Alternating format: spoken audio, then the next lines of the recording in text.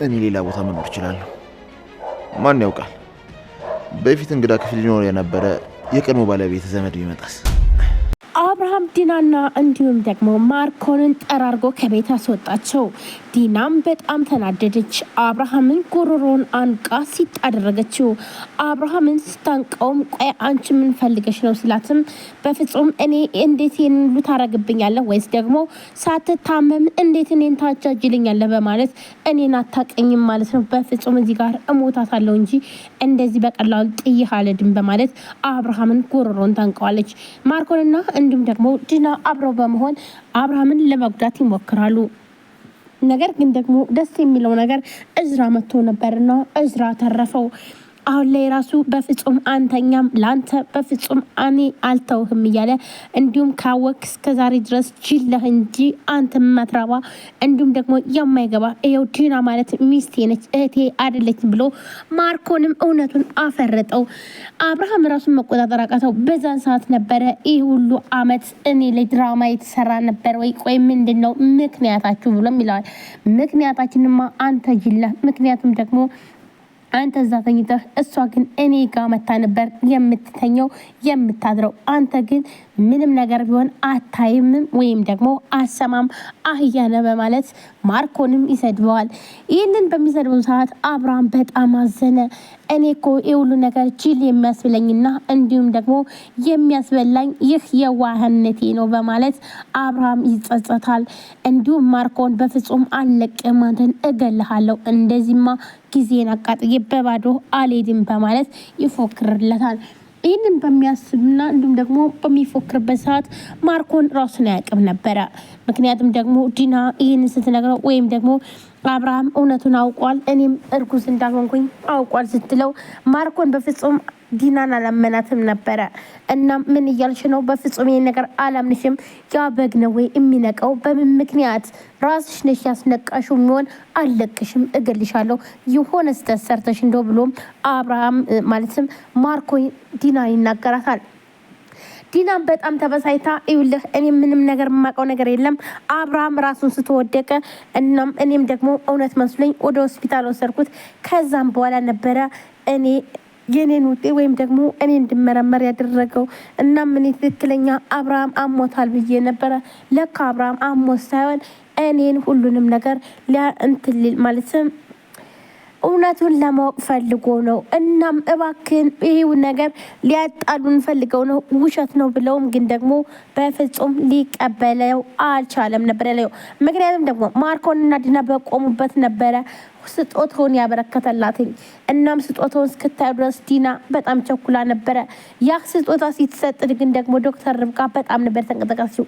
ልዩና ዶክተር ርብቃ በጣም ነበር አይደነገጡት።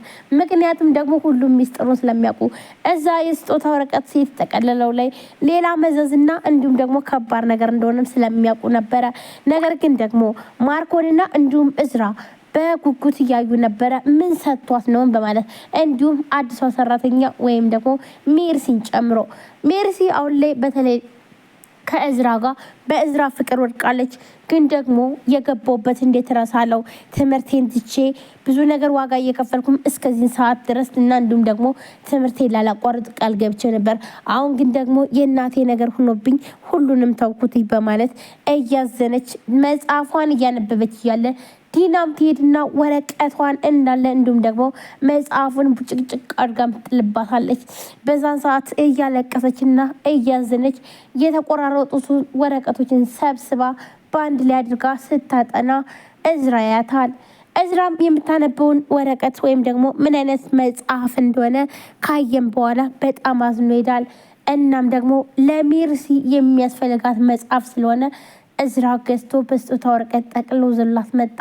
እናም በተቀደደ መጽሐፍ ላይ ስታይ ነው እንዲሁም ደግሞ ስታነቢ ስላየውሽ ነው። እናም እባክሽን እንኪ ብሎም ይላታል።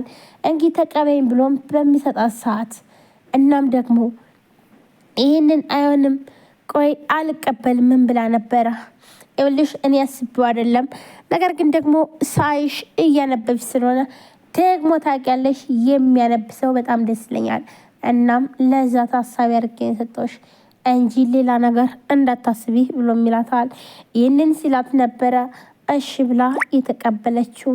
እናም መጽሐፉን ሰጣት። ልዩ በጣም ተንጨረጨረች፣ በጣም ተናደደች። ምክንያቱም ደግሞ ለምን ሰጣትኝ በማለት ነበረ። እናም ሜርሲ ወይም ደግሞ የስጦታ በወረቀት ተጠቅሎ ሲያዩትኝ የዲናና እንዲሁም ደግሞ የአብርሃም ስጦታ ነው ብሎም በጉጉት ሲያዩት ነበረ። ዲናም ስጦታውን ስጠን በማለት ትጠይቀዋለች። ምክንያቱም እኔ ለእናንተ ስጦታ አላመጣውም፣ እንዲሁም ደግሞ ዛሬ ይህንን የጋብቻ ቀናችሁን ማክበራችሁንም አላቅም፣ ስለዚህ ምንም ነገር ልሰጣችሁ አልችልም ብሎ ለዲና ይመልስላታል። ዲናም በጣም ትገረማለች እና እንዲሁም ደግሞ ከትከት ብላ ትስቃለች። እንዲሁም እዝራ በጣም ይናደድና ቆይ ምንድን ነው ያስቃል እንዴ? ለማንኛውም እኔ ያመጣውላት ለእሷ ነው። ለእሷ የሚያመጣውት ደግሞ ምክንያት አለኝ። ምክንያቱም ደግሞ እሷ በተቀደደ ወረቀት መጽሐፍ እያነበበች ሳያትኝ በጣም አሳዘነችኝ። እናም ስለዚህ በዚህ ምክንያት ነው ብሎም አለፈ። ይህንን በሚል ሰዓት ዲና ግን ደግሞ በጣም ተናዳ ነበረ። በተለይ ደግሞ ምኑም ደስ አላላትም። ፕሮግራሙ ተዘጋጅቶ እንዲሁም ሰብሰብ ብለው ሰርፕራይዝ ነበር ያደረጓት። ያ ሰርፕራይዝ ግን ተነግራ በጣም ብዙ ጊዜ የቆየ ነው ይመስል በፍጹም ሌላ አልመሰለም።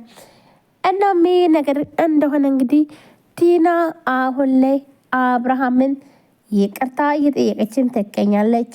አብርሃምም በፍጹም አላደርገውም እኔም ይህን ነገር አልተውም ብሏታል። እንግዲህ ዲና አሁን ላይ የምታደርገው ነገር ጠፍቷታል። ሰላም ሰላም፣ ጤና ይስጥልን ውድና የተከበራችሁ የቻናል ቤተሰቦች እንዴት ናችሁ? ለዚህ ቻናል አዲስ የሆናችሁ ሰብስክራይብ፣ ላይክ፣ ሼር በማድረግ ቤተሰብ ነው። ቤተሰብ ናችሁም ከልብ ነው የማመሰግነው። ውድ ፋሚሊዎች እንግዲህ ዛሬም በአዲስ ቪዲዮ መጥቼላችኋለሁ። ቪዲዮ ላይክ፣ ሼር፣ ሰብስክራይብ ያደረጋችሁ ስለምታበረታቱኝ ከልብ አመሰግናለሁ። እንዲሁም ገና ዛሬን ቻናል የምትከታተሉ ካላችሁ ሰብስክራይብ አድርጋችሁ የደወል ምልክቷን መጫናቸውን አትርሱ። በየጊዜ በየሰዓቱ አዳዲስ ቪዲዮዎችን ይዘን የምንቀርብ ይሆናል። በዛሬው ዕለት ሳቤላ ቀጣይ ክፍል ምን ተፈጠረ፣ ዲናስ ምን ሆነች፣ እንዲሁስ ደግሞ ዶክተር ርብቃን ሴት አደረገቻት። አብርሃምንም ይቅርታ ጠየቀችው። አብርሃም በፍጹም ይቅርታ አላደርግልሽም ብሎም ዲናን እንግዲህ ይቅርታ አምቢ ብሏታል። አላረገላትም ማለት ነው። እሷ ግን በጣም በተደጋጋሚ ለመነችው፣ ነገር ግን ሊሆን አልቻለም። ውድ ቤተሰቦች ቤተሰብ ላይክ ሼር አድርጉ። ይህ በምስሉ ላይ የምታዩት እንግዲህ አንድ አቤት ሆስፒታል ይባላል ማለት ነው። እንግዲህ አንድ አቤት ሸጋው አንድ አቤት የተው ግባ በሞቴ ይባላል ጋይስ።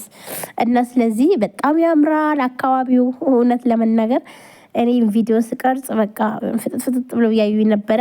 ነርሶች ነበሩ፣ ዶክተሮች ማለት ነው። ከዛም ሲቀጥል ደግሞ ቲክቶክ ለቲክቶክ ነበር የመሰላቸው። ኤኒዌይስ ለማንኛውም ያምራል ቦታው።